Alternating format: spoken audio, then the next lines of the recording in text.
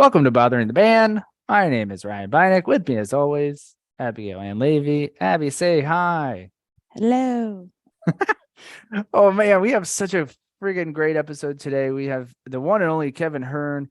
He literally, and this pod is to prove it, has his hand in so many places in music, from Lou Reed to Beach Boys, but he's also created so much amazing music himself. He is adorable. Ladies and gentlemen, Bothering the Band with Kev Cakes.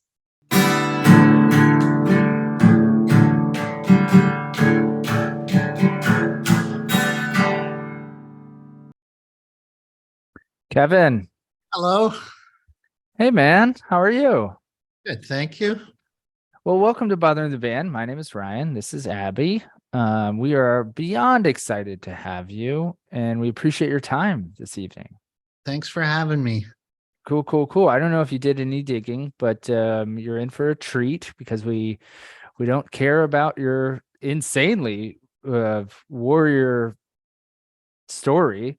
We'd rather know the dumb parts of your life. Okay. Are we rolling right now? We are, but I mean, if you got to do something, we can cut, and you get. That's my draw. It's where I draw. So it's all like a bunch of drawings and pencil crayons and stuff. Oh my goodness. Well, that's a perfect place to start. What did you draw today? No, I didn't draw today. No, I was up north. I just got home, but I was listening to this record. This is one of my drawings on this cover of the Violent Femmes record. Are you serious? Yeah. Oh my God, I love that record. You do?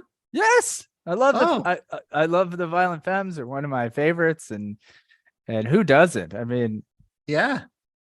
You know, in all the research, did not find that. Did not know that. Interesting. Yeah, I play on this record and they used my drawing for the cover. So what an honor. That's amazing. That's cool, man. Is that your aesthetic? That type of, work? Yeah, kind of childlike, but sort of surreal. And yeah. It has like a Ralph Steadman vibe, like a childlike Ralph Steadman vibe. That's okay. I'll have to look. I'm sorry, I can't picture Ralph Steadman's. You've probably seen it. He did all the artwork for Hunter S. Thompson and Rolling Stone, and it's all ink. And I know exactly who you mean now. Yeah, totally. Well, that's cool, man. You're talking to Abby's more of a drawer than I am. I'm more of a doodler in all my margins since, I don't know, kindergarten. Cool. And where are you guys? I am reluctantly in South Florida. Abby is in now reluctantly snowy Wyoming. Okay.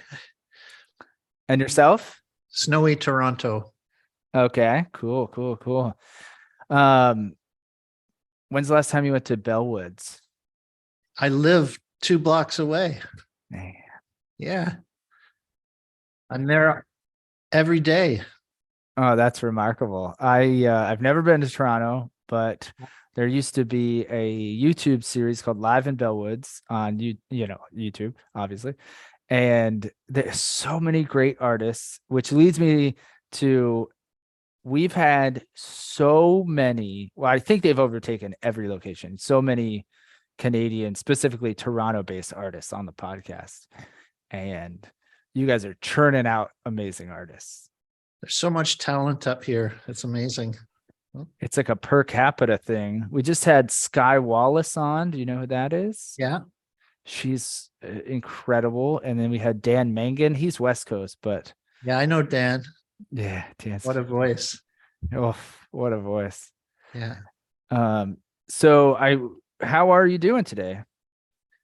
I'm doing good. A few hours ago, I was right in the forest, looking at birds, and now I'm right downtown. Oh, that's cool. Listening to sirens go by. Well, what do we call it, Abby? Forest bathing. Forest bathing. Yeah. It is a thing. It's like I sent you a book, Abby. It's like a Japanese thing where cleanse yourself by spending time in the forest. Yeah, because people get so disconnected from nature in those big urban centers, they've started prescribing time in nature, forest bathing. Yeah, every so often, Abby will be like, "All right, we have no podcast with nothing to. All right, I'm disappearing for the weekend. I'll be fine." I'm like, "What?" And you go into nature, Abby? Is I live about a mile from hundreds of thousands of acres of national forest. And so I'll drive until my phone says no service. I'm like, okay, I live here for a couple of days now. nice. Oh, that's fun. I'm in Florida. I can go to the beach, but there's really not a lot of forests where I'm at. Okay, cool. So I found an interview. Actually, let me just ask this. What are you wearing? What am I wearing? Yeah. Oh, just a black polka dot shirt. Okay. Why? Do you need a designer or something? No, I found an interview. It was very old with you, and you had prefaced the whoever interviewed the writer, or whatever, with "You've never been asked like on a red carpet, what are you wearing?" So they started. Do you remember this? Does this ring a No, bell? no. Yeah. So just let your ego fly and Google yourself. It's pretty. It's up in the. It's in the first 2 pages or something. Well, thank you. It's a dream come true. What are you wearing? Sears. I like it. It's a shiny shirt. That's cool. Is it too shiny? It doesn't matter, right? Oh, there's no such thing. So you are so connected with music, and that's the dumb "what are you wearing" question out of the way. What the most important thing? What are you listening to today? Oh gosh, what did I listen to today? I was actually trying to write today, so I wasn't listening to too much. I think there was a new band I was checking out called the Golden Dregs. And I'd never heard of them before, but they have a new album out, and I like the guy's voice. It sounded pretty cool, like a real deep voice and interesting lyrics. I have to check them out. I stopped listening because I thought, oh, this is going to affect what I'm trying to write, so I can't engage too deeply. You know what I mean? Yeah. You're not the first guest to say that, where if it's a work day, then they can't, because it'll mesh and create a, I don't know, whatever you call it. Did you hear the record Floating Points with Pharoah Sanders and the London Symphony Orchestra? That's one of my favorite records recently. It's very beautiful, and it was the last record that Pharoah Sanders made. And Floating Points is the name of an electronic musician from the UK, and it's just a beautiful, beautiful record. Now I have homework. Kind of saying it's Pharoah Sanders' late life masterpiece, and then now he's gone. So, but it's a beautiful record. We take our music recommendations very seriously. And if we can't get to it immediately, we definitely, it could be someone on the street, and we're just someone's like, "Oh, listen to this band," right when we get home, right when we get to speakers. I'm happy to recommend. Yeah, I could. Yeah. Keep them coming if you think of them. So this is something else I'm excited to just throw out there right in the beginning. You were talking to 2 massive Lou Reed fans, and you had the undeniable honor of working with the man. However, I'm sure you've been asked 1,000,001 questions. Do you have any dumb Lou Reed stories, like very, for lack of a better word, pedestrian, like of him stubbing his toe or like spilling soup on himself and like saying a funny word, like "I'll poop" or something like that? Our first trip over to France, it was my first show with him in Paris, and we'd had a long flight, and we were waiting at where the luggage comes out, and we were standing there, and then there was a young, he must have been a high school kid, but he had on the yellow banana Velvet Underground shirt, and he was standing right beside Lou and had no idea. And so Lou and I were just chuckling away because he had no idea. Oh my God, that's insane. That's wild. Yeah. Oh goodness, if you only knew. I feel bad for that young person. Yeah, you might never know.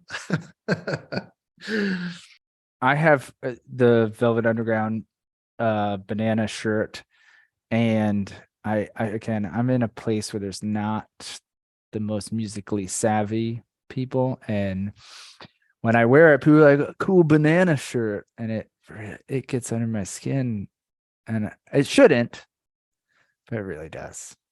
I'll tell you one other funny Lou story. I told this one before, but we had a long flight ahead of us, and I was seated in the aisle, and Lou's seat was next to me at the window, and Lou came on the plane, and he was moving slow. He was obviously a bit sore and stiff that morning. And so I said, as he was coming to the seat, I said, hey, Lou, do you want me to just move over to the window and you can just slide right in here into the aisle seat? And he leaned down and said, Kevin, if you ask me one more nice question, I am going to kill you.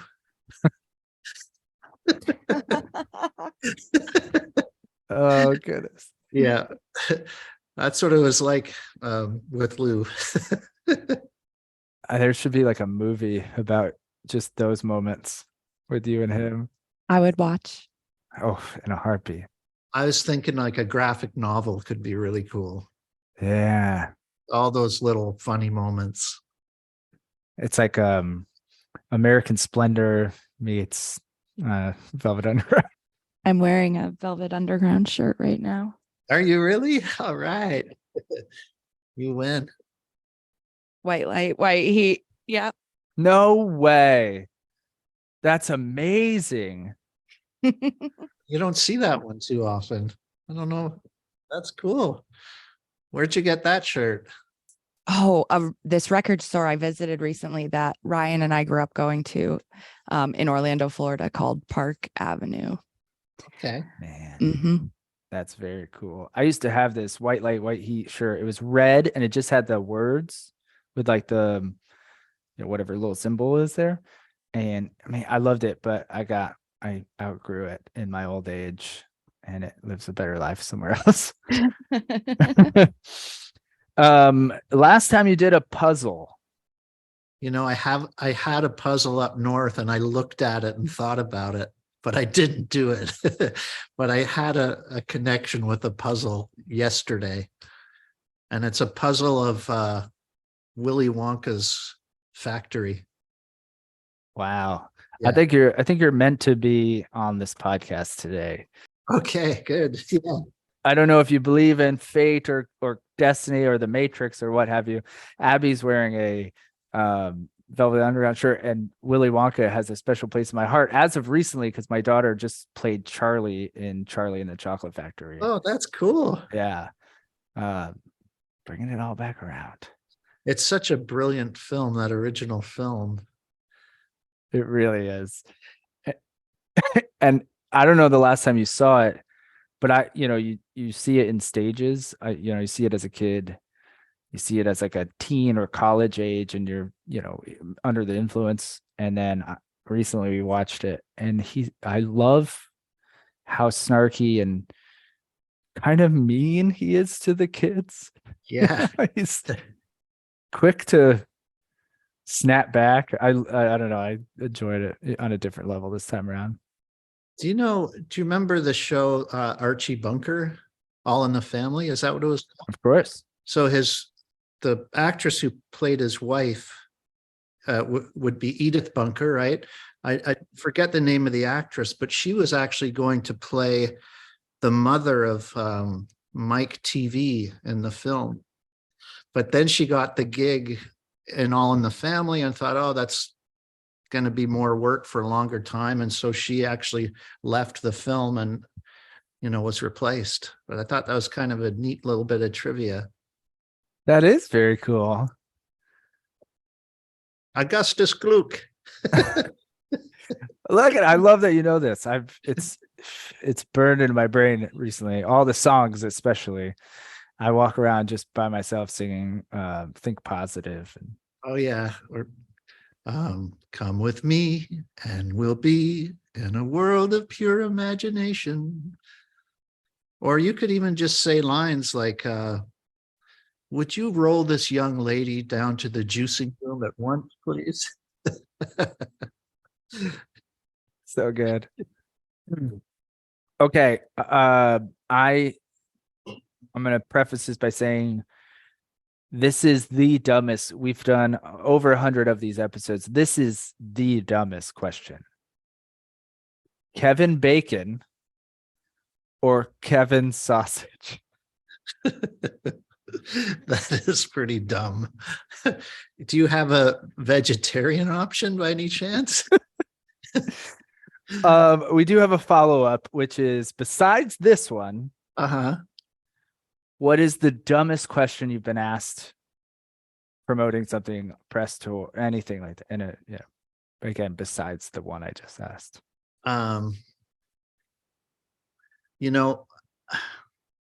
There was a time about 20 years ago, I went through a really serious health crisis. I had a bone marrow transplant for cancer, and it was an awful time. And I'd just come back for my first interview with the band, and we were at some razzly-dazzly showbiz event, and the interviewer put the microphone right at me. And this is the first question back after that. She goes, Kevin, boxers or briefs? And I said to her, I just almost died. That's what. Oh, yeah, it's wasn't as bad as, Kevin Bacon or Kevin Sausage, mind you. But well, it's all timing. However, you know what I have to ask now, right? No. Boxers or briefs? I'm just kidding. You don't have to answer. Boxers, baby. Nice. Yeah. Nice. Did you have this in Canada? Did you have Joe Boxer in Canada? That rings a bell. Yeah. We are two products of the 90s, and that was a big thing at the malls here, was Joe Boxer. Now, sorry, but is that a restaurant or was that like a clothing item? It was boxer shorts, and on the band it said, and I believe they had like smiley faces or something like that, and as the O's. We had Joe Boxers. It was my too cool. bandmate Jim probably still wears his. Oh, we gotta find out. Do you have a nickname? Kev Cakes. I'm sorry, what? Kev Cakes. Kev Cakes. Yeah. That's adorable. Adorable. Kev Cakes. This is going in all caps in my notes. Well, Kev Cakes, if you didn't have one, I have one for you if you want. Can I call you Colonel Hearn? Colonel Hearn. Well, tell me why. It just has a flow to it. Okay. And then, it's kind of cool. You're an authority in the music industry. I'm not an authority in the music industry. Force? What adjective do you want here? No, Colonel's good. You can call me that if you like. Colonel Hearn. Do they have colonels in Canadian Armed Forces? Yeah. They do? So. Yeah. Okay. Why do they spell it like that? I'll send you a link. You can file a complaint. Hey, we warned you what kind of podcast this was. You're living up to it. Yeah. But we're having a good time, you know. Do you have a nightlight in your home? Oh, I do up north. Yeah, I don't think I have one. You mean like a little one that you plug into the wall? Yeah. Yeah. No, I have one up north, but not here in the city. Have you jumped on the celery juice craze? Is there a celery juice craze? Yeah, there is, man. You got to jump on it. It's the I love celery. My record label is called Celery Music. as you so Yeah. if you notice, well, some of the questions are very random. I got you. Now I'm getting it. Some are tailored to you I specifically. see. And with the nightlight, I have a record called Nightlight. And you wanted me to say that. But I was like, should I say that? But you want me to say that. Okay. Yeah. Gotcha now. Okay. Yes, I made a record called Nightlight. You're like, oh, he's okay. All right. No wonder you were pissed off at me. Oh, never pissed off. I just, you know what I did? I don't know if this ever happened to either of you, where you say something you're confident in, and then the other person doesn't give you what you need. And then you're like, Yeah. wait a minute, did I mess that up? Yeah. And I've been doing that the whole time to you. I started looking at my notes. I'm like, does We got the wrong guy. Nightlight was my third solo record. And it was written after that experience I told you about, and was very kind of lighthearted and fun. It's one of my favorites. it's a great record. It's got a cool guest on it. It's got Garth Hudson plays accordion on it, and organ. You know Garth Hudson from the band? From the band. From the band, yeah. The genius keyboardist.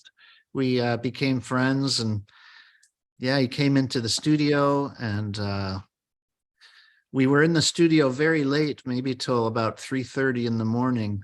And then he wanted to take me for grilled cheese or waffles at the Franz restaurant, which was an all-night restaurant. And I said, Garth, it's 3:30 in the morning, man. I don't think I can. And he goes, Kevin, it's a tradition. And so we went and we were there till like 5 in the morning. So did you get grilled cheese or waffles? We got waffles. Yeah. Nice. You're a vegetarian? No, not really, but Yeah. I'm trying to eat less and less meat, and I've completely cut it out of my breakfast. Like I never have meat with breakfast. I always order avocado. So when you asked me Kevin bacon or Kevin sausage, I was like, oh, Kevin avocado. Kevin avocado. It's so silly. This is actually written. What's your favorite vegetable? Oh gosh. Is that written somewhere? Is there an answer? No. I mean, like in my question, our question. Favorite vegetable. Oh gosh. Maybe It's not a toughie. squash. Yeah, maybe Squash. Yeah. Abby, what's your favorite vegetable? Bacon. Good answer. Good answer. Hard ass. I had someone I stole this question from my day job, and I asked someone this, and they said vodka, and I was like, it's from potatoes. But aren't potatoes like starch, not considered vegetables? I think they're a root vegetable. I don't know. I just found out from Abby that peppers are fruits. Are they? Oh, I know tomatoes are fruit, right? Mhm. It's because they have seeds. They blossom on the vine. I don't know. Are you guys vegetarians? She loves bacon. No, not in the least bit. Okay. I don't think I could do it. I do. To me, it's like running, or people who jog. It's like, good. Oh man, good for you. I don't think I could do it. Mm-hmm. You know, like more power to you. You just need to have a nice big steak once in a while, or Yeah, not even that. Just like tonight, I had chicken and cauliflower rice Okay, nice. with peppers actually too. But there's always a meat component. That's the That's toughest one for me to give up is chicken. yeah. Yeah. I do the keto thing, and for me, the hardest thing is sweets. Do you have a sweet tooth? I do. Yeah. Yeah. What's your go-to sweet? Chocolate. Like the chocolate bar, like a truffle. What are we talking here? Chocolate chip cookie. Ah, yes. Yeah. That's my biggest vice, my biggest weakness. If it's in Is the it? house, it's not in the house. That's just what it is. Yeah. And now this is going to turn into a cookie podcast. What's your go-to chocolate chip cookie? Do you have a specific? C is for cookie, and that's good enough for me. What's my go-to? Sorry, what did you ask? What's your favorite cookie? Are you going to go packaged? Are you making it? Is there a local place?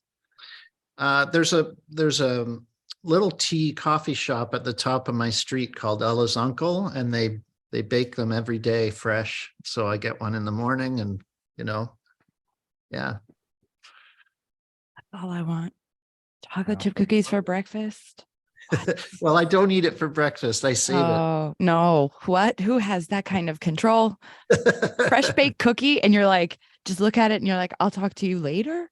There is no way I could do that. Nope. Fair enough. I would have to go distract myself. Or I'm assuming he's working and being, Well, I have my London fog, so I drink that, and that's gets me through.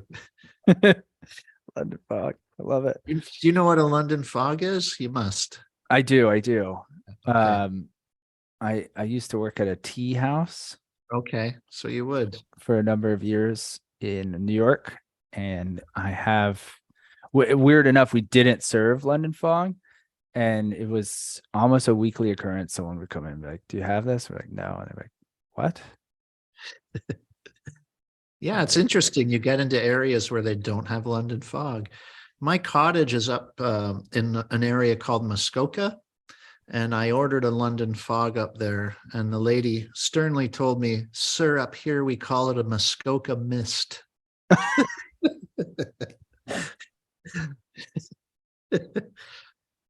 Oh, that's cool. I like Yeah, that lady. yeah, me too. She's really grumpy too. I loved it.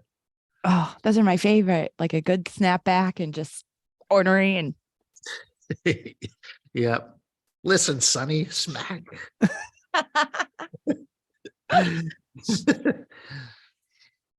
Okay, when you were a kid, did you ever pull any diving board stunts? There's a double reference in there. Wow. Well, I know I have a song called The Diving Board on my album H Wing. Stunt. Oh, stunt. See what I did there? Diving board song, stunt album. What's the oh, I see, stunt. Diving board stunt. Okay. Yeah. Yeah. You pull a jackknife or a backflip or anything off a diving board. Oh, yeah. I forget that lyric. Stunt. What a record. We had a raft, Okay. and me and my cousins and my siblings, we would hang out on the raft and jump off the raft. We didn't have a diving board though. No, I didn't have a diving. Abby, did you have a diving board? I feel like I didn't even have a pool. Why would I have it? Where? We wouldn't have one. Yeah. I had just the diving board. Like I just dove into the bushes. okay, we've never asked this before, ever. But do you have a favorite song of your own? Come on, you've never asked that before? Never. It probably changes. That I think a good indicator is, what song you comfortable playing for a group of people if you're suddenly put on the spot, you know. Mm-hmm. I have a song called The Blue Museum that I really like to play, and it's just solo piano and voice. So I think that's one I'm quite proud of. There's also a song called Floating that I wrote the lyrics with Lou, and I'm very proud of that one. And it's probably my favorite because I wrote it with him. Mm-hmm. Man, I so like I'm sorry to dwell on this, but that is very cool. You Yeah, know, as a musician, as a music lover, like to, you know, grow up to work with like a, I don't even know. I don't even have the words. I can't even wrap my head around it. he's a legend, and he was a poet, and he was the real deal. And I had his poster in my locker all through school. I knew all of his songs. And Man, see, that's what I'm talking about. That's insane that you had his poster in your locker and you grew up to work with him. yeah, I always dreamed of just meeting him even, you know, and then to work with him. Um, but the album that the song was on called Floating, I was doing some press for it, and a local journalist asked if he could interview Lou about it. And I said, well, I'm not going to connect you with Lou. I don't want to bother him, but I'll give you Lou's manager and you can go the normal route. And Lou agreed to do an interview. And so I was reading this interview, and Lou was so nice. He said the nicest things about me, you know, like Kevin, this and that. And then at the very end, he goes, there's only one thing I worry about with Kevin. And the interviewer said, well, what is that? And Lou said, he's not black. I was like, Lou's sense of humor, so strange, but funny as hell. I saw recently on Instagram or something where he was given the business to another interviewer where because he was talking about his hair color. He's like, "Oh, you're a brunette now," and Lou was just like said something very like essentially "f you," and he's like, or he called him a twat or something like that. And he goes, "Why am I a twat?" Schmuck. Yeah. Schmuck. You know what I'm talking about? Yeah. Yeah. I've seen it. Yeah. Yeah, and it made me think two things. It made me think, well, you know, in the comments, people were like, "Oh, is he a jerk or whatever?" And I was, and you're like, "No, this guy's just boring." Yeah. Well, Lou went on to say, well, ask me a good question, you know? Yeah. Don't ask me about my hair. And which the follow up to that is, man, he would hate this. He would hate this interview so much. he, he'd be in tomorrow already. Yeah. We'd be like, Lou something or Lou sausage. I'd be like, what? I don't think I could do it. I think um I'd be a little nervous. Yeah.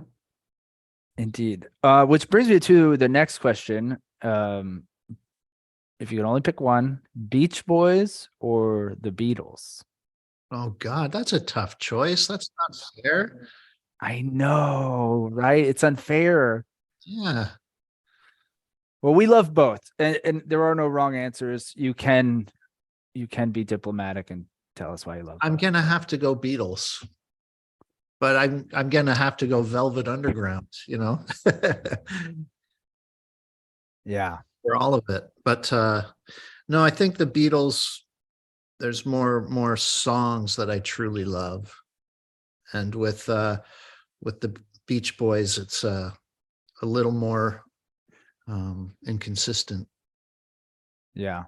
It's a good answer though. Um, we adore them both. I have to go Beatles too, just like you said, out of quantity of great songs that hit my heart. Abby, I see your brain moving. What do you got? Because I would go Beach Boys. Oh, cool. I don't know. I think that I agree with what you're saying about the Beatles, but I have a stronger tie and childhood love of the Beach Boys. It was one of the first tapes, like when I got my first boombox, one of the first tapes I ever got was Beach Boys. What album? Kokomo or something. No, not Kokomo. I definitely, my parents were like, "Oh, you like the Beach Boys? Here, you should have the CD." And I got that on CD when they came out. Well, so I did own that album at some point. But yeah, that would just be my reason. But I can appreciate the Beatles. The song God Only Knows is in my top 5 for sure. I listen to that album probably once a week. Years and years ago, I was seeing a band called the Bourbon Tabernacle Choir here in Toronto at a bar called Lee's Palace. And there was this buzz in the room, like, oh, one of the Beach Boys is here. And it was Carl Wilson, and he was sitting in the corner with a friend. And I introduced myself and sat and chatted with Carl. Wow. Yeah. And I cherish that memory because he's got one of my favorite voices of all time, Carl, up there with Sam Cooke for me. Love Sam Cooke. My favorite song ever is A Change Gonna Come. Oh, beautiful. Yeah. And I was on a podcast yesterday and they were asking me, oh, you host a music podcast. What's your favorite song? And I was like, well, it's hard, but I would say the one I grabbed, that song, Sam Cooke. Love Sam Cooke. If the next time you're in LA, go to a place called Rockaway Records. Okay. Since you had the thing, I tell them why I'm. The gentleman that owns that, he started that. It was almost like 45 years ago, I believe, right? Yeah, it's been around for a minute. Him and his brother, they started just kind of selling some records here and there based out of their collection, and then built this store, which has since turned into more memorabilia and rare finds. But he is the owner of that store. Wayne Johnson is very good friends with Brian Wilson. And then when we asked him, what's your favorite thing you've ever sold out of your store, it was Dennis Wilson's surfboard. Man, that's cool. Dennis Wilson's surfboard. Isn't that wild? And I bet you he has some cool Velvet Underground stuff too. It's by appointment only too. Like the place is, he was on the podcast earlier this year. Well, like 2 months ago, and just crazy stories. I'll Rockaway Records. Gonna be there in June, so check it out. Yeah, tell him Bothering the Band sent you. And I'm sure, I mean, he's just a wealth of knowledge, and it's, to geek out and talk shop. Abby mentioned CDs, having the Beach Boy CDs. Do you have any old mix CDs still? During the lockdown, I digitized. I found my old box of cassettes, and I digitized all my mixed cassettes. Oh wow! Does that count? That 100% counts. So what's that process like? Yeah. You get a tape deck and you hook it up into Pro Tools. So there's people. Yeah, there's people you can hire to do it too. I think it shouldn't be too difficult to find, but yeah. Wow, that's cool. The reason I asked that question is we are, again, right in the middle of that generation from, tape to CD to Napster and all that stuff, making mix CDs. And and I bet you I have it somewhere. On the very first mix CD I ever made, this is probably in the year 2000 or 2001, there was a Barenaked Ladies song on it. And I don't think you played on the record, but it was Brian Wilson. So bringing it all back around to the Beach Boys. And yeah. That would be on the first record. We were recording our record Maroon in Los Angeles at the Reprise Studios, and Don was producing, and he had been working with Brian Wilson, and he asked if we would mind if Brian Wilson dropped by to say hi to us. And it turns out that Brian had just made a record called Live at the Roxy. And the whole record opened up with him and his band doing our song, Brian Wilson. So he brought it with him, and he wanted to play it for us. So we're sitting there with Brian Wilson, listening to the song Brian Wilson. And after it's done, he goes, "Is that cool? Is that cool, guys?" And I said, "It doesn't get any cooler than that." And we listened to a few more songs and some of our songs that we were working on. And it was so nice to sit there and just meet him and just hang for a little bit with him and his wife. And then we did photos, and then he left. But before he went out the door, he turned and said, "Remember, fellas, don't eat too much." That's very cool. That's wild, man. It was cool. You are a force of musical nature, man. You're everywhere. I feel if you ever gone to someone and you're like, "Hey, have you heard of this?" And they're already 2 steps ahead of you. That's like what we're doing. We're like, "Oh, go to this record store." You're like, "I hung out with, he told me not to eat too much." I feel I'm name dropping, but you are bringing these people up, and it seems like they're a fun place to tell a story or two. So that's exactly what we love. You're talking to 2 just people who want to hear music stories. We started this during the pandemic selfishly just to bother and befriend our favorite musicians. That's really it. and stay connected with humans. Yeah. Oh yeah, that too. Couple more questions. What's your belt buckle situation? My belt buckle. Oh, it's very thin. Yes. There we go. Catching on now, late in the game here. Yeah. There we go. There we go. And then I read somewhere you're cousins with Harlan Williams. Yes. Is this true? This is true. Man, that is wild. Are you guys close? Are you buds? Yeah, we have a little band called the Cousins. We've made a record. You can find it. Man, I have a lot of homework to do after this. Yeah, we just went on a trip to Tokyo together last month. Oh, cool. Yeah. Man, I love Harlan Williams. That's cool. Yeah, I read that. I think that's in your Wikipedia or something like that. However, we have brought up certain things in other guests' Wikipedia that turned out to not be true.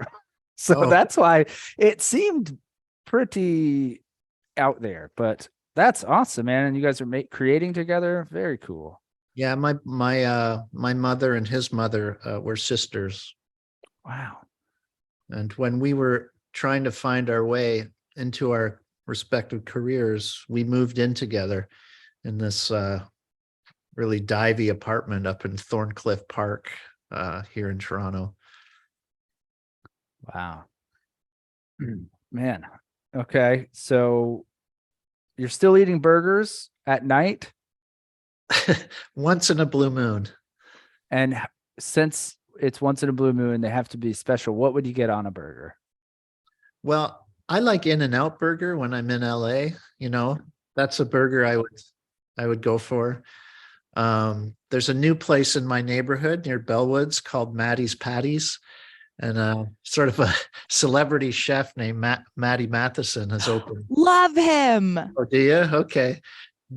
So it's his place, and he makes a good hamburger, and he makes really good veggie burgers too, depending on what mood I'm in. But I think it's just like a Matty sauce, they call it. And I don't know exactly what it is, but it's good. Man, name dropping again. I'm just kidding. I don't know him.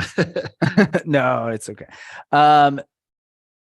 We asked this to everyone. What song of yours do you want us to end this episode with? Well, I guess I am doing press for my record, right? The Kevin Hearn and Hugh Marsh Dreaming of the 80s. And we were talking about Lou. So why don't we play the first song off the record, which is called Rooftop Garden.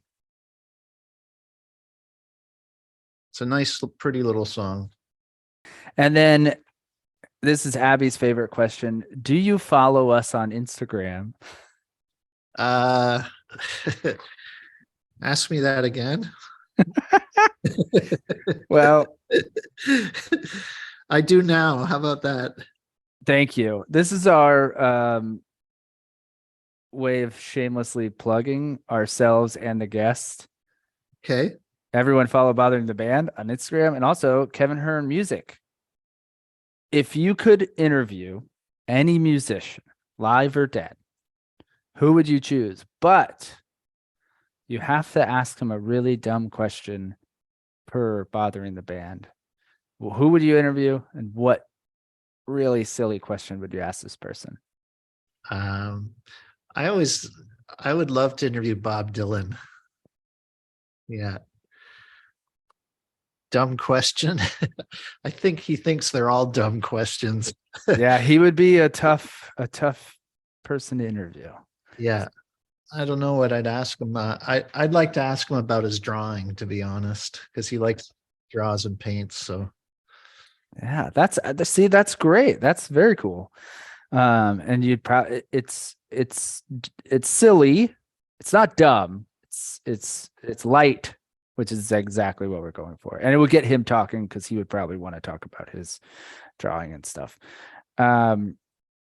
So what does the future hold for you, your work? What's next? I'm writing for we're making a new Barenaked Ladies record. Nice. Yeah. And then we're gonna go on tour in the summer.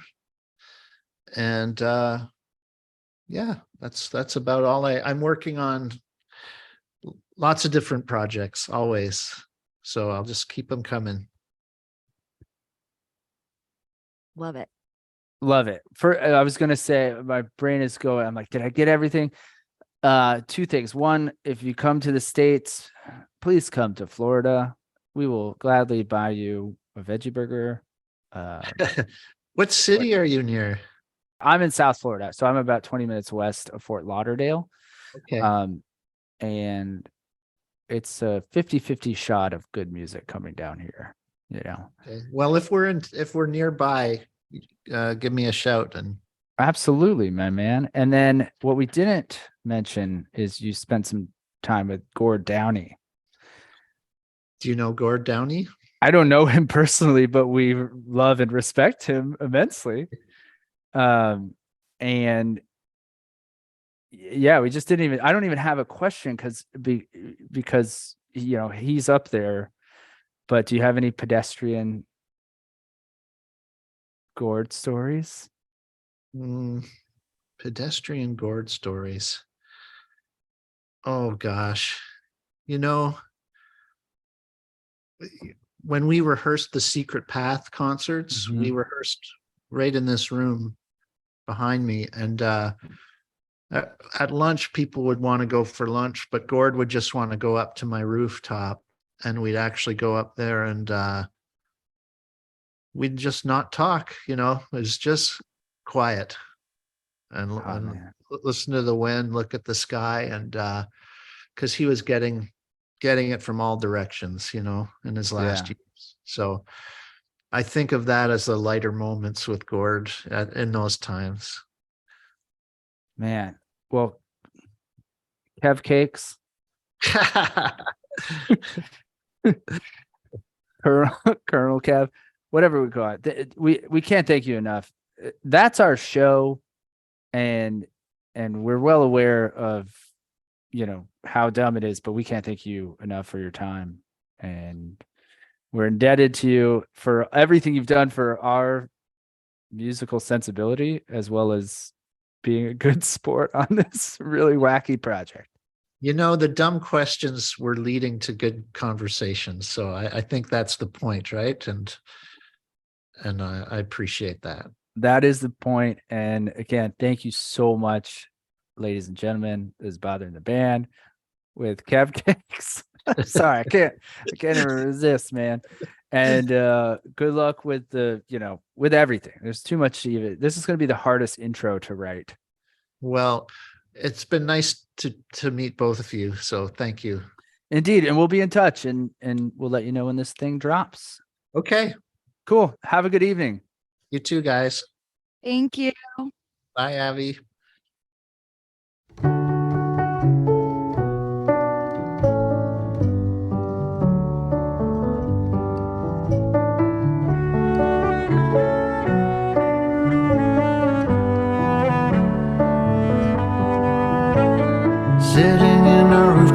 garden looking down below. Sitting in our rooftop garden waiting for the sun.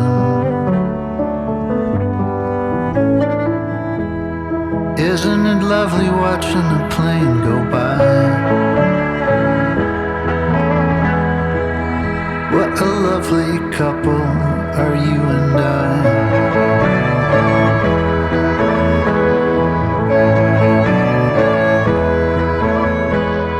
Sitting in our rooftop garden, a few drops of rain.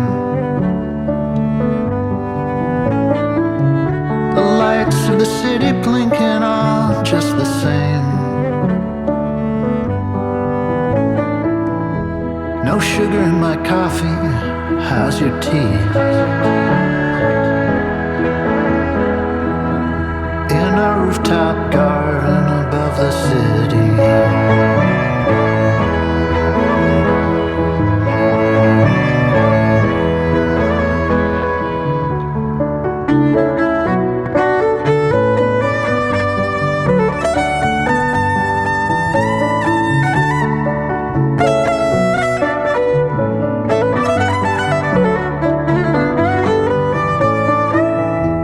Let's not see any letters or answer the phone. Let's just pretend there's no one home. In our rooftop